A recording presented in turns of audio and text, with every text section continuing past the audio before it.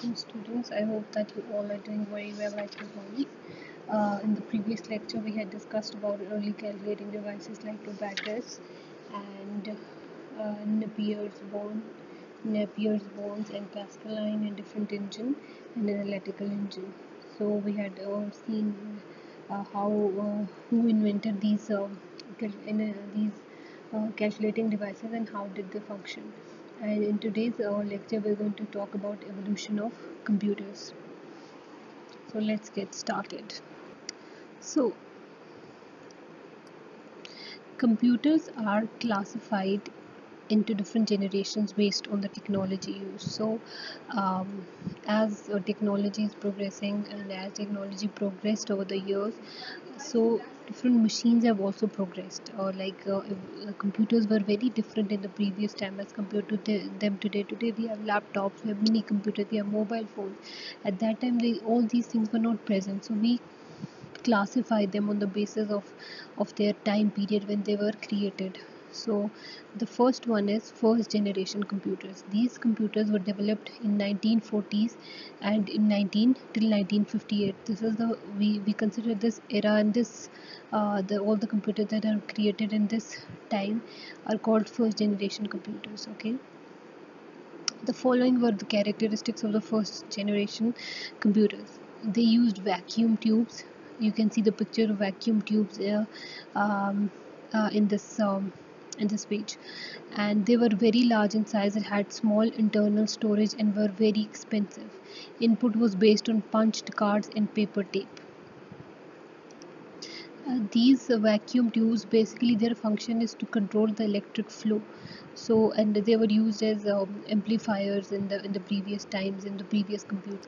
And the size of the computers in the previous time was very big. As you can see in this picture, there's this Mark 1 computer which is very, it was huge. It was huge, the size of cars. It was very huge. The computers were very huge, and they were very they are very small internal storage as compared to the computers that we have in this point of time. Internal storage to store different kind of information in the computer, like we have in gigabytes. Nowadays we have GBs storage in gigabytes and terabytes, but at that point of time the storage was very less, and they were extremely expensive because they were rare. They and not everybody used to have computers. Very few people used to have computers, like big organizations, or very limited. These were given to very limited people, so they were very expensive. Input was based on punch cards and paper tapes. As we have devices nowadays to input data into the computer, like keyboard, mouse, or a microphone, or a scanner, or things like that, through which we tell computer what to do. We provide instructions to the computer through this. These are our input devices. At that point of time, there was no keyboard, mouse, or these things like that. They used punched cards and paper tapes, as you can see in this picture.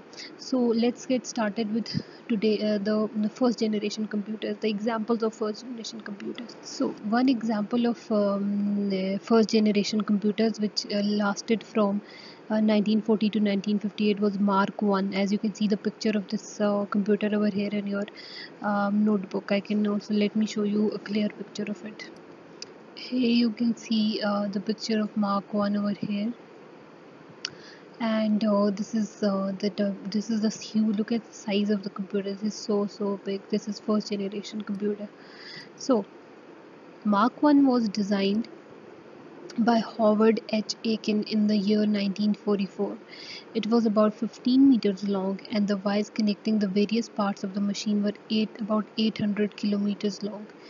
This is just a small portion of it. They were so, it was so big. It was about 15 meters long, and the wires connecting the various parts of the machine were about 800 kilometers. So you can imagine how long it was.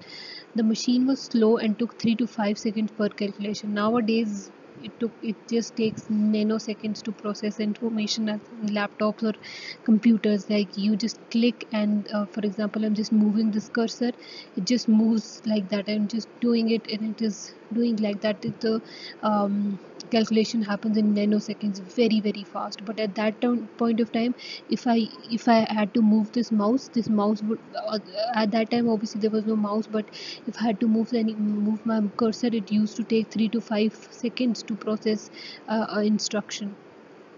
But it was the first fully automatic calculator. Before that, we have discussed about different calculating devices, but this was fully automatic calculator. We did not use any beads at that time point. No beads were used, nothing like previous devices were used. It was automatically. If you uh, to tell it to calculate something, these computers were used to calculate things on their own. No, we did not have to manually function them. They used to function automatically. So they were large, they were very very large, and they were very slow, and they were but they were it was the first fully automatic calculator that was ever made. So another example of first generation computer is ENIAC, Electronic Numerical Integrator and Computer. So as you can see the picture of this, look at the sizes of these computers. They were very very huge, and they were very slow as compared to today's computer, which are very small but very fast. The ENIAC was developed by John Presper Eschert and John W. Moseley in the year 1946. It was the first fully electronic digital computer. So basically, an electric digital computer is a computer which uses electronic components like um, uh, capacitors, um, inductors, and silicon chips, and all these kind of components like electronics components, and to process digital information, like to calculate for performing different calculations like arithmetic calculations, multiplication, division, addition, and all these kind of calculations, arithmetic calculations, by using electronic devices. So that's why it is called electronic digital computer. You can see it in the picture. It consists of 1800 vacuum tubes, occupied 63 square meters, and weighed more than 27,000 kilograms.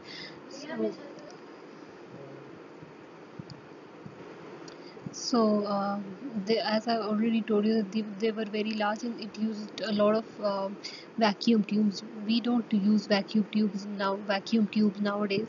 At that point of vacuum tubes were used, and they were used in a large number, and this was so heavy, so heavy. Whereas Mark I took about 5 seconds for adding two large numbers, the ENIAC could do it in 200 microseconds. So it was much faster than the previous one, because it processed information much quicker than the Mark IU computer, but it was still large and very slow as compared to today's computer. It was originally built to help the army in launching bombs and missiles more accurately. It did not have stored programs. It had to be programmed by manual wiring for each task. So as nowadays we have registers, we have a lot of memory, a large amount of memory, hard disk memory, RAM, ROM, we have all these kind of memories, internal memory, which you call, which has a lot. Even today's phones have a lot of memory, and they can store a lot of information. At that point of time, every time you had to give in new information, you have to provide manually information to the computers. They did not have anything to any internal memory to store a large of point of information, whereas it happens today. So the next one is EDSAC, Electronic Delay Storage Automatic Calculator. Okay, so a stored program refers to a set of instructions stored in the computers for quick calculations. These instructions can be written in different languages that can be understood only by a computer. These languages are known as programming languages. So as you travel across the world, every country has its own language. Every sometimes region has its own language. Similarly, computers also have language which they understand, which are not understood by a normal human being. And computer have various programming languages which we through which we communicate to the computer. The kind of instruction that you put into computer, it is not the kind of language that the computer understands. So what it happens is that there are mechanism installed inside the computer which translates that language into computer language. One of them is like there's a binary language which computer understands. Binary language. Binary language means language of ones and zeros. There are so many different languages for computer. There's C++, Python, there is Java, there are a lot of various programming languages that computer understands. So um, so whatever we give in instructions that we have to give to computer, they're different, written in different computer languages, so which can only be understood by the computer. So the next one is electronic delay storage automatic calculator. It was designed by Professor Wilkes of Cambridge University, England, in the year 1949, and was slightly faster than the ENIAC. It was faster than the previous one which we have studied. It weighed approximately 6,000 kilograms and occupied an area of 20 square meters. So as time progressed, the computers became, as you can see, the difference between the size of the computer. This was to 27,000 kilograms, and it became 6,000 kilograms. So as time progresses, things become smaller, miniaturization happens, and things become smaller, and the storage and their capacity to function increases. So what happened is that this new automatic storage calculator was much smaller in size as compared to the previous one, and it also occupied very less area, and it was the first electronic computer that used stored programs. So as I told you that there were electronic digital computer were made at that point of time, but they did not use to store information. But this was the first computer that was also electronic digital computer, but also it used to store programs. So it had a certain memory with it. Next one is the electronic discrete variable automatic computer. The EDVAC was proposed by John P. Eckert and John W. Moseley in 1944, even as the ENIC was being developed. Um, John von Neumann, who also gave the concept of stored program, joined them later to help in designing the EDVAC. It was completed in 1948. The EDVAC weighed approximately 8,000 kilograms and covered an area of 45.5 square meters. So it was still larger than this one, but the difference was, what was the difference between these two computers? That this used to store programs, whereas um, this did not use to ENIC was did not use to store programs, whereas these two computers were the computers which used to store programs. As So these three people, one this the John von Neumann, he was the one who suggested the idea of stored program. Let's do this. That let's store information in the computer as well. Let's make this use as well. So what did is they all of them, they combinedly they joined together and they form a computer which used to store program. It was larger than this, but it used to cover an area of 45.5 square meters, but it also was electronic computer which used to store information.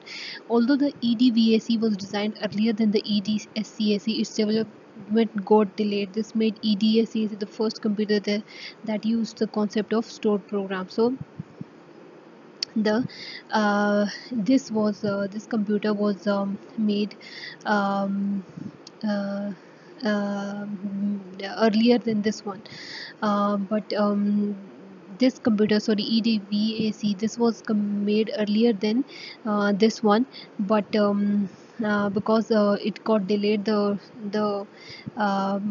development of this computer got delayed. So that's why this became the first computer that was that used stored programs.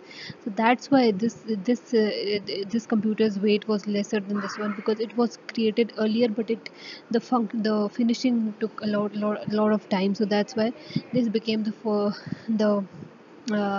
EDSA, the ACS, the electronic delayed storage automatic device, the first computer that used the concept of stored programs. So Basically, this was the program. The electronic discrete variable automatic computer was the first one to use stored programs, but its construction or its making got delayed.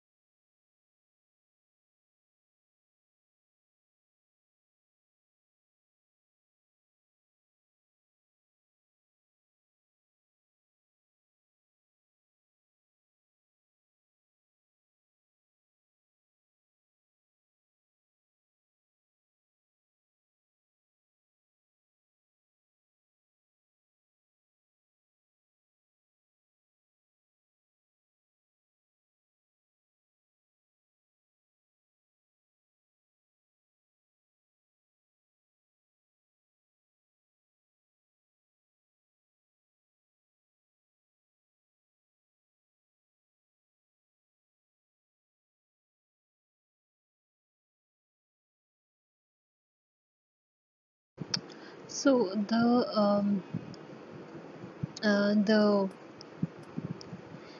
the electronic discrete variable automatic computer was it also had the capacity to store programs as well as data. So it not only stored data but also stored programs.